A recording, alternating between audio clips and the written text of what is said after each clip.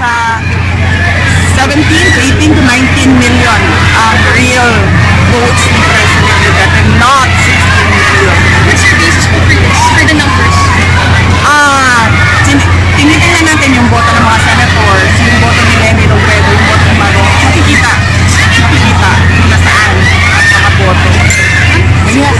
And ine-estimate namin it's about 2 to 3 million votes that President Duterte lost because nilipat sa ibang kandidato.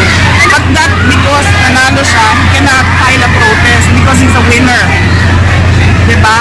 So, yun. Because it's the